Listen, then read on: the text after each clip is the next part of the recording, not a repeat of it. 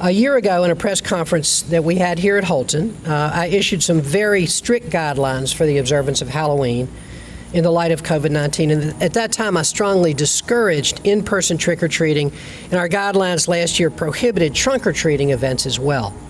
I never thought at that time, honestly, that we'd be here 1 year later having to issue Halloween guidance, but here we are. Because there are still many daily coronavirus infections in our community, Halloween is going to have to be different again this year. But here's the good news, and I really hope that you all will spread this good news, because it is good news. If we pay attention to the safe practices that we know will keep us healthy, we can have in-person trick-or-treating again this year. Let me say that again. If we pay attention to the safe practices that we know will help keep us healthy, we can have in-person trick-or-treating again this year, and I'm very, very excited to say that. I'm also going to tell you, after I tell you a little bit more about that safe trick-or-treating, about the fabulous activities organized by our friends at Durham Parks and Rec to help our kids have a really spooky, fun Halloween. But let me begin by talking about what does safe trick-or-treating look like. First, please trick-or-treat in small groups, just 1 or 2 families together or a few kids walking together. That's really important. Second, for parents, please make sure your children are wearing a COVID-safe mask when they're in a group and when they are approaching someone's front door to trick-or-treat. We know that our kids are used to wearing masks in school. I've been to schools and I've seen how well our young people have adapted. With good parental guidance, they will do so at Halloween as well. So please urge your kids and help your kids, support your kids to wear COVID-safe masks at Halloween. Excuse me. Remember that a Halloween mask alone is not COVID-safe. Please make sure your children are wearing a COVID-safe mask when they're out trick-or-treating. And maybe most fun of all would be a COVID-safe mask with a Halloween theme. And I know there are a lot of them, and you can make your own. So please help your kids do that. The other thing I would say is respect the Halloween choices of others. Leaving the porch light on is a traditional way to signal a Halloween welcome. If you see a porch without a light on, please respect that choice and pass that house by. Also, if you are planning on giving out candy this year, think about safe ways to do so, if you're at all concerned.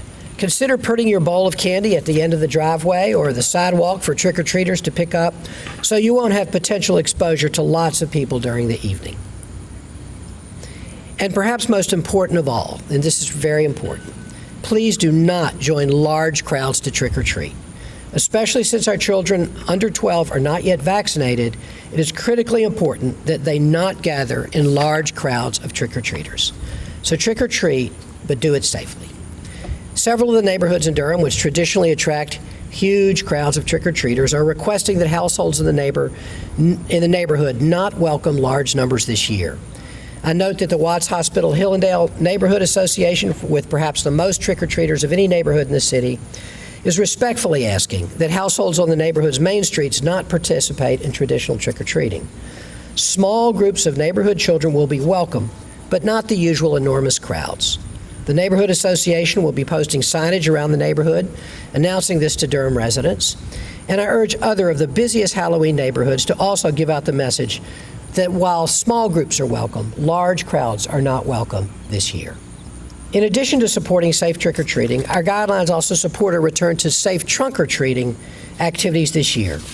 These trunk-or-treating events often are held in church parking lots, and they're a lot of fun for the kids. We ask the churches that are sponsoring these events to be mindful of masking and social distancing practices to keep our families safe. Again, we want to discourage large crowds clustering together, and I know our churches will be careful in this regard. Of course, there are so many other ways to have fun at Halloween if you're reluctant to trick-or-treat. These include pumpkin carving at home, and I carve a pumpkin every year. I can't wait to do it again this year. It includes watching scary Halloween movies, maybe in the yard with a few friends, and putting up Halloween decorations, and of course, dressing up.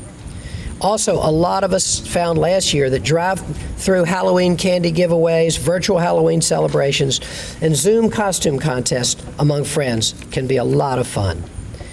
And I'm definitely planning to win the Halloween dress-up contest this year. and I'm pretty sure I'm going to come in first. And finally, I'm delighted to announce the Halloween and fall events sponsored by the Durham Parks and Recreation Department for kids and their four-legged friends. And these events range from carnival games to hay rides, to trick-or-treats, to canine costume contests. And they'll be safe and they'll be super fun. All of the Parks and Rec events will be free and open to the public, but space is limited and some do require pre-registration to participate. I'm so proud of our wonderful Parks and Rec staff for this fabulous lineup of events, many of whom are here right now with us. Thank you all so much. Parks and Rec staff are handing out, have a list of events, and they include, I'll start with tomorrow night, Friday night. It's from 6 to 9 at Edison Johnson Recreation Center. This is Calling All of Durham's Ghosts and Ghouls. This free event will feature a carnival game, a puppet show, a costume parade, a fun house, and family-friendly movie. It's going to be an awesome night. There'll even be a haunted trail for ages 13 and up. Dressing up isn't just for the little ones tomorrow night. Everybody is encouraged to get in the spirit and wear your favorite costume. Registration is not required, and you're welcome to come for the entire time or just drop in. Parking will be available at the Recreation Center and the Museum of Life and Science overflow parking lot. So I really hope that a lot of folks will come out tomorrow night to Edison Johnson for this great event. And it will be COVID safe. And then on October 23rd, we have a traditional Durham event that has become just a fabulous, fabulous tradition, and this is Barktoberfest. This is Saturday, October 23rd from 3 o'clock to 6 at Durham Central Park. Is it at Durham Central Park? Yeah, at Durham Central Park. And Barktoberfest is a celebration for our canine residents and their families. So join Durham Parks and Rec for an afternoon of fun, which will include a costume contest, games, a beer garden, pet-friendly organizations and vendors, food vendors, and more. I'm not sure, a beer garden, do the dogs get to drink beer, or is that just a little bit of beer for the dogs? Okay. Then there's trick-or-treating on Friday, October 29th, right here at Holton Career and Resource Center from 5:30 to 7:30. Here at Holton, the staff will have a fun-filled family event celebrating fall. This involves the open trunks of cars, displaying candy, and decorations. Costumes are not required, but they are, of course, going to make the event even more exciting. So parents are encouraged to participate with their cars as well, but also not required. And then there's a Halloween flashlight scavenger hunt on that same night, October 29th, 6 o'clock to 7 o'clock at Whippoorwill Park. Grab your flashlight. We're going to have a scavenger hunt. Bring your friends and family for a spooky Halloween scavenger hunt. Children must be accompanied by an adult. Pre-registration for this event is required, and this event right now is full, but you can be put on the wait list. So make sure if you're interested that you sign up for the wait list.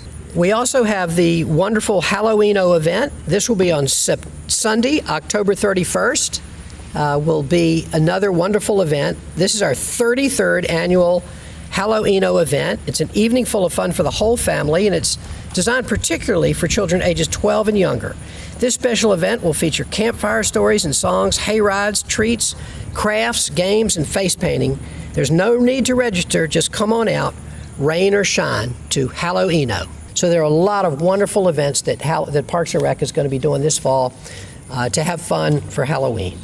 So if you want to know more about these or register, you can visit DPR online at dprplaymore.org. That's dprplaymore.org, or call 919-560-4355. 919-560-4355. So the bottom line is this. Halloween still won't be quite back to normal this year, but we are encouraging trick-or-treating, and we are encouraging trunk-or-treating. We have a lot of great events, but we want everybody to be safe. Please employ safe practices. Trick-or-treat in small groups. Trick-or-treat with your family or in small groups. No large gatherings this year. No massive Halloweens in neighborhoods that could potentially be super spreader events. We're a lot better off than last year. We're not quite there yet, but I really appreciate you all being here, and now I'm happy to take any questions. Anybody got a question? Mayor Steve, can you clarify the difference between your guidance from last year to this year? Sure. Last year's guidance was we really discouraged trick-or-treating at all. We really felt that, if you'll remember last October, there was no vaccine. There were still, our cases were continuing to rise. We really didn't know a lot about the virus that we know now. There was a lot more concern about contact, personal contact, handing out candy than there is now. And so our guidelines last year were that please don't trick or treat, don't trunk or treat, only maybe do a small prearranged trick or treat with another family, that kind of thing. This year we're saying no large gatherings, no large crowds, but trick or treat in your neighborhood safely with small groups, and also we're encouraging events like trunk or treating, which we also discouraged last year. Is that clear? Yes. Yeah. Okay, good. Those are the differences. We're still not back to where we want enormous crowds. We're worried about that, but we do want to say that we know the kids are ready to trick or treat. I'm ready to have them trick or treat, and they can trick or treat safely if people observe safe practices. How do you plan to manage or oversee the gatherings within neighborhoods? Yeah. Well, this will be something that people, as with all of our COVID regulations, we really rely on voluntary compliance. And the thing about Durham is people do voluntarily comply. And we've seen that with our masks. We've seen that with our social distancing. And so I'm not concerned that we will have giant gatherings. If we do have giant gatherings and people are concerned, we may have to send an officer out to ask people to please disperse, but I don't anticipate that. I think what's going to happen is people are going to be safe and sensible, and that's certainly been our through the pandemic. I think that's what we've seen it. I'm not 100%, but you all reporters, you've been out, you've seen it. People really comply. Yeah. Thank you. Mm-hmm. Last year, were there any in-person events held by the Parks and Recreation? Did we hold anything in person last year, you guys? Yeah, we did, but it was drive-through. It was all drive-through. Yeah, that's what I thought.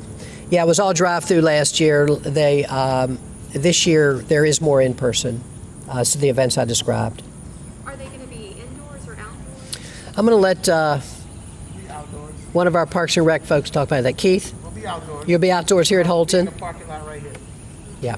And then some of the other sites, they have a mixture, but most of the activities will be outdoors. What are you hearing from parents in the area about how they're feeling about trick-or-treating this year or not trick-or-treating? I think that parents, I've heard from a good number of parents. I think that and I've also followed some of the listservs that use, neighborhood listservs. And what I'm seeing and what I'm hearing from parents is that they're ready for their kids to go out again and trick-or-treat, but they want it to be safe. And I think that what I've tried to describe as our guidelines really comport with what I'm hearing from our parents. I think that parents are still concerned. Our kids are not vaccinated yet, 12 and under, and they're still concerned that they're not being in large crowds. But